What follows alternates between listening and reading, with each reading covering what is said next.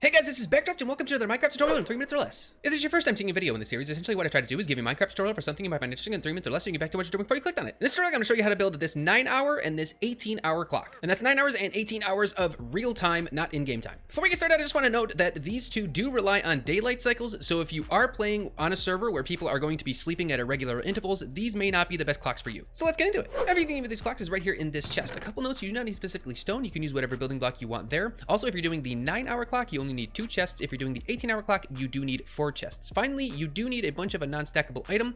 For the 18-hour clock, you will need 54 of that non-stackable item, and for the 9-hour clock, you will need 27 of that non-stackable item. In this case, I'm using wooden shovels. You can go ahead and pause the video to collect up all the materials. Before we get started, be sure to hit that like button, subscribe, and turn on notifications so you never miss another tutorial. First up, the 9-hour clock. And go! Whichever you want it to be, place one block right there, another block next to it, another block right there, then place a comparator facing in that direction like that, your dust right next to it, and then your torch right there. Directly behind the comparator, you want to place your chest, and then feeding into that chest, you want to place your dropper so it feeds into the chest just like that. Behind the dropper, place a block just like that with a repeater facing into it, and then behind that repeater, place your daylight sensor and switch it to night mode by right-clicking it. On top of the dropper, place a hopper and then your second chest, and then that's pretty much it. Now all you have to do is fill up this chest with your non-stackable items, and that's pretty much it. So now once every daylight cycle, the dropper will dispense a non-stackable item into this chest here, and once this chest fills up, this light will come on. Essentially, this comparator will be releasing a redstone signal, so you can see once I fill this chest up completely,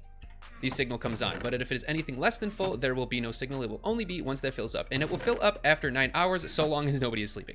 Now for the 18-hour. So the 18-hour is practically the same thing as the 9-hour. I'm going to start off with the 9-hour design. I'm just going to remove these blocks here. You're going to need a double chest here instead of a single chest, and a double chest here instead of a single chest. Then you're just going to want to rebuild the front of the clock over here. So you're going to want to put your comparator facing away from the chest right there. You're going to want to put your 2 blocks here, your dust there, and your torch there, and that's pretty much it. Now all you got to do is fill up this chest with your non-stackable item, just like this.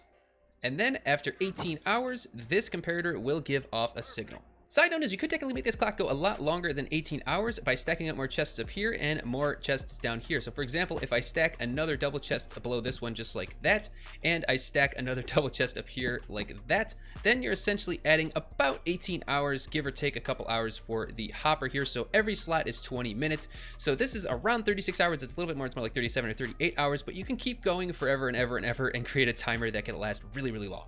So that's actually one. Thank you guys so much for watching. If you like this tutorial, please not hesitate to hit that thumbs up. And if you're able to build your own clock with this tutorial, then consider hitting that subscribe button and the bell for notifications. I make new tutorial videos every single week. Thank you guys so much, and I'll see you again. Bye-bye.